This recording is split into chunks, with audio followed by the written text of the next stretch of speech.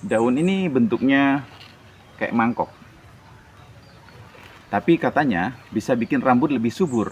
Itu mitos atau fakta? Tanaman ini namanya daun mangkokan. Disebut mangkokan karena bentuk daunnya melengkung seperti mangkok kecil.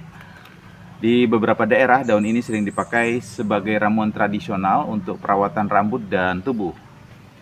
Uniknya lagi, tanaman ini gampang sekali tumbuh. Bahkan cuma ditancap batangnya ini, itu bisa tumbuh. Banyak orang percaya daun mangkokan mampu menyuburkan rambut karena kandungan alami seperti vitamin dan mineral yang di dalamnya ini ada, itu dibutuhkan oleh rambut. Walau bukan obat ajaib, tanaman ini memang sudah lama dipakai secara turun-temurun.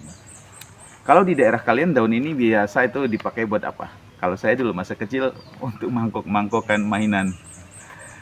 Baik, boleh komen ya di kolom komentar.